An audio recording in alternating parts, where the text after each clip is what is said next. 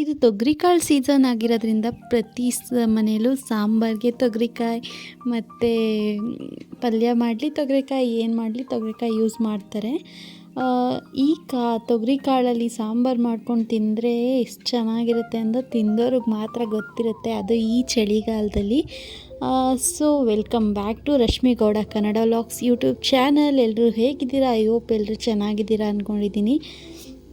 ಸಿಂಪಲ್ಲಾಗಿ ಆಲೂಗಡ್ಡೆ ಬದನೆಕಾಯಿ ಹಾಕಿ ತೊಗರಿಕಾಳು ಸಾಂಬಾರು ಮಾಡೋದು ಹೇಗೆ ಅಂತ ತೋರಿಸ್ತಾ ಇದ್ದೀನಿ.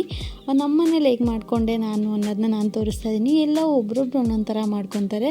ಮೊದಲನೇದಾಗಿ 1/4 kg ತೊಗರಿಕಾಳು ತೊಗೊಂಡಿದ್ದೆ. ನೀವು ಎಷ್ಟು ಬೇಕೋ ನೀವು ಅಷ್ಟು ನೋಡಿ ತೊಗೊಳ್ಳಿ. ಅದಕ್ಕೆ 1-2 ಟೊಮೆಟೊ ಹಾಕ್ಕೊಂಡೆ, ಒಂದು ಮಾಮೂಲಿ ದಪ್ಪದಾಗಿ ಹಚ್ಚಿ ಹಾಕ್ಕೊಂಡೆ, ಇನ್ನೊಂದು ಹಾಕಿ ಸಣ್ಣದಾಗಿ ಕಟ್ ಮಾಡಿ ಹಾಕ್ಕೊಂಡೆ. ಸ್ವಲ್ಪ ಒಂದು ದಪ್ಪದ ಆಲೂಗಡ್ಡೆ ಚಾಪ್ ಮಾಡಿ ಆ್ಯಡ್ ಮಾಡಿಕೊಂಡೆ. ಅದಕ್ಕೆ ಸ್ವಲ್ಪ ಕೊತ್ತಂಬರಿ ಸೊಪ್ಪು, ಸ್ವಲ್ಪ 3 ಹಸಿಮೆಣ್ಸಿನ್ಕಾಯಿ ಫ್ಲೇವರ್ಗೆ, ಸ್ವಲ್ಪ ಉಪ್ಪು ಹಾಕ್ಕೊಂಡು ಕ್ಲೋಸ್ ಮಾಡ್ಕೊಂಡು ಜಸ್ಟ್ ಒಂದು ವಿಶಿಲ್ ಹೊಡ್ಸ್ಕೊಂಡೆ ಅಷ್ಟೇ. ತುಂಬ ಜಾಸ್ತಿ ಬೇಯಿಸೋದು ಬೇಡ, ಆಲೂಗಡ್ಡೆ ಎಲ್ಲ ತುಂಬ ಸ್ಮ್ಯಾಶ್ ಆಗಿಬಿಡುತ್ತೆ. ನೆಕ್ಸ್ಟು ಒಂದು ಬಾಣಲಿ ತೊಗೊಂಡು ಅದಕ್ಕೆ ಈರುಳ್ಳಿ ಮತ್ತು ಬೆಳ್ಳುಳ್ಳಿ ಹಾಕ್ಕೊಂಡು ಅದನ್ನು ಚೆನ್ನಾಗಿ ಫ್ರೈ ಮಾಡಿಕೊಂಡೆ. ಅದಕ್ಕೆ ಸ್ವಲ್ಪ 1 ಟೇಬಲ್ ಸ್ಪೂನಷ್ಟು ಜೀರಿಗೆ ತೊಗೊಂಡು ಅದನ್ನು ಹಾಕ್ಕೊಂಡು ಚೆನ್ನಾಗಿ ಫ್ರೈ ಮಾಡಿಕೊಂಡೆ. ಅದಕ್ಕೆ ನೆಕ್ಸ್ಟು ಒಂದು ಸ್ವಲ್ಪ ತೆಂಗಿನಕಾಯಿ ಆ್ಯಡ್ ಮಾಡಿಕೊಂಡೆ. ತೆಂಗಿನಕಾಯಿ ಹಾಕ್ಕೊಂಡ್ರೆ ಸಾಂಬಾರು ಚೆನ್ನಾಗಾಗುತ್ತೆ, ಗಟ್ಟಿಯಾಗುತ್ತೆ ಅಂತ. ಇದನ್ನೆಲ್ಲ ಮಿಕ್ಸಿ ಮಾಡ್ಕೋಬೇಕಾಗತ್ತೆ. ಅದಕ್ಕೆ ಚೆನ್ನಾಗಿ ರೋಸ್ಟ್ ಮಾಡಿಕೊಂಡೆ.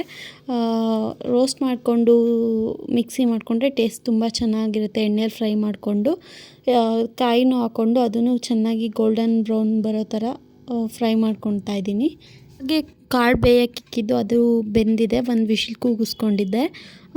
ಈ ಫ್ರೈ ಮಾಡ್ಕೊಂಡಿದ್ದೇನಿದೆಯಲ್ಲ ಅದನ್ನು ಜಾರ್ಗೆ ಹಾಕ್ಕೊಂಡು ನೆಕ್ಸ್ಟು ಸ್ವಲ್ಪ ತೊಗರಿಬೇಳೆ, ಟೊಮೆಟೊ ಏನು ಹಾಕ್ಕೊಂಡಿದ್ವಿ ಅದನ್ನು ಮತ್ತು ಹಸಿಮೆಣ್ಸಿನ್ಕಾಯಿ ಎಲ್ಲ ತೆಗೆದು ರುಬ್ಬಕ್ಕೆ ಹಾಕ್ಕೊಂಡೆ. ಆಲೂಗಡ್ಡೆ ಮತ್ತು ಕಾಳುಗಳು ಮಾತ್ರ ಬಿಟ್ಟು ಇನ್ನು ಮಿಕ್ಕಿದ್ದು ಸ್ವಲ್ಪ ತೊಗೊಂಡು ಎಲ್ಲ ಆ್ಯಡ್ ಮಾಡಿಕೊಂಡೆ ಮಿಕ್ಸಿಗೆ ಅದನ್ನು ಆ್ಯಡ್ ಮಾಡ್ಕೊಂಡಾದಮೇಲೆ ಸ್ವಲ್ಪ ನೀರು ಹಾಕ್ಕೊಂಡು, ಅದಾದಮೇಲೆ ಸ್ವಲ್ಪ ಖಾರದ ಪುಡಿ, ಧನಿಯಾ ಪೌಡರು ಮತ್ತು ಸ್ವಲ್ಪ ಸಾಂಬಾರು ಪೌಡರ್ ಹಾಕ್ಕೊಂಡು ಮಿಕ್ಸಿ ಮಾಡಿಕೊಂಡ್ರೆ ಆಯಿತು. ನೆಕ್ಸ್ಟು ಇದನ್ನು ಒಗ್ಗರಣೆಗೆ ಇಟ್ಕೊಳ್ಳೋಕ್ಕೆ ಒಂದು ಪಾತ್ರೆ ಇಟ್ಕೊಂಡು ಸ್ವಲ್ಪ ಸಾಸಿವೆ ಮತ್ತು ಸ್ವಲ್ಪ ಒಂದು ಸಣ್ಣದಾದರೆ 2, ದೊಡ್ಡದಾದರೆ 1 ಹಾಕ್ಕೊಂಡು, ಮೀಡಿಯಮ್ ಸೈಜ್ ಈರುಳ್ಳಿ 1 ಹಾಕ್ಕೊಂಡ್ರೆ ಸಾಕಾಗುತ್ತೆ. 2 ಒಣಮೆಣ್ಸಿನ್ಕಾಯಿ ಆ್ಯಡ್ ಮಾಡಿಕೊಂಡೆ ಫ್ಲೇವರ್ಗೆ. ಆಮೇಲೆ ಸ್ವಲ್ಪ ಬದನೆಕಾಯಿ ಕಟ್ ಮಾಡಿ ನೀರಿಗೆ ಹಾಕ್ಕೊಂಡಿದ್ನಲ್ಲ ಅದನ್ನು ಬದನೆಕಾಯಿ ಸೇರಿಸಿ ಕಾಳೇನು ಬೇಯಿಸ್ಕೊಂಡಿದ್ದೆ ಅದನ್ನು ಆ್ಯಡ್ ಮಾಡಿಕೊಂಡ್ರೆ ಮುಗ್ದೇ ಹೋಗುತ್ತೆ. ನೆಕ್ಸ್ಟ್ ಇದಕ್ಕೆ ನಾವೇನು ರುಬ್ಕೊಂಡಿರ್ತೀವಲ್ಲ ಮಸಾಲ ಅದನ್ನು ಆ್ಯಡ್ ಮಾಡಿ ನಮಗೆ ಎಷ್ಟು ಬೇಕೋ ಅಷ್ಟು ನೀರು ನೋಡಿ ಹಾಕ್ಕೊಂಡು ಉಪ್ಪು ಹಾಕ್ಕೊಂಡು ಬೇಯಿಸ್ಕೊಂಡ್ರೆ ರೆಡಿನೇ ಆಗೋಗುತ್ತೆ. ಸಿಂಪಲ್ ತೊಗರಿಕಾಳು ಸಾಂಬಾರು ಸೇಮ್ ಮಸಾಲ ಸಾಂಬಾರು ಥರ ಇರುತ್ತೆ, ಸಖತ್ತಾಗಿರುತ್ತೆ. ಮುದ್ದೆಗಂತೂ ಬೆಸ್ಟ್ ಕಾಂಬಿನೇಷನ್ನು. ಮುದ್ದೆ ಮಾಡ್ಕೊಂಡಿಲ್ಲ ಅಂದರೂ ಅನ್ನಕ್ಕೆ ಹಾಕ್ಕೊಂಡು ತಿನ್ನೋಕ್ಕೆ ತುಂಬ ಸಖತ್ತಾಗಿರುತ್ತೆ.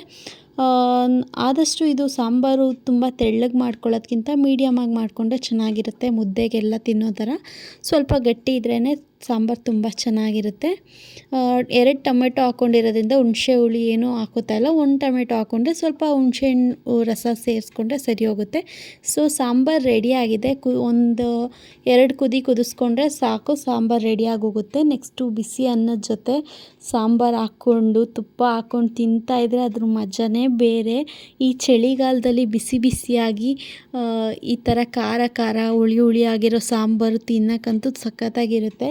ನಾನ್ ವೆಜ್ಜು ಇದ್ರ ಮುಂದೆ ಏನೂ ಇಲ್ಲ ಅಂತ ಅನಿಸುತ್ತೆ. ನೀವು ಒಂದ್ಸಲ ಟ್ರೈ ಮಾಡಿ ಹೇಗಿತ್ತು ಅಂತ ರೆಸಿಪಿ. ಈ ವಿಡಿಯೋ ನಿಮ್ಗೆ ಇಷ್ಟ ಆದರೆ ದಯವಿಟ್ಟು ಒಂದು ಲೈಕ್ ಮಾಡಿ, ಶೇರ್ ಮಾಡಿ, ಕಮೆಂಟ್ ಬಾಕ್ಸಲ್ಲಿ ಒಪಿನಿಯನ್ನ ತಿಳಿಸಿ. ಹಾಗೆ ಒಂದು ಸಬ್ಸ್ಕ್ರೈಬ್ ಮಾಡ್ಕೊಳ್ಳೋದ್ರಿಂದ ನನಗೂ ಒಂದು ಸಪೋರ್ಟ್ ಸಿಗುತ್ತೆ. ಸೊ ಪ್ಲೀಸ್ ಸಬ್ಸ್ಕ್ರೈಬ್ ಮಾಡ್ಕೊಂಡು ವಿಡಿಯೋ ನೋಡಿ. ವಿಡಿಯೋ ಎಂಡ್ವರೆಗೂ ನೋಡ್ತಾ ಇರೋದಕ್ಕೆ thank you so much for watching this video until the end. ಹೀಗೆ ಎಲ್ಲ ವಿಡಿಯೋಗೂ ನನ್ನ ಸಪೋರ್ಟ್ ಮಾಡಿ, ಆದಷ್ಟು ಸಪೋರ್ಟ್ ಮಾಡಿ. ನಾನು ಆದಷ್ಟು ವಿಡಿಯೋ ಅಪ್ಲೋಡ್ ಮಾಡೋಕ್ಕೆ ಟ್ರೈ ಮಾಡ್ತಾಯಿದ್ದೀನಿ. So thank you for watching this video guys. See in the next vlog. Bye.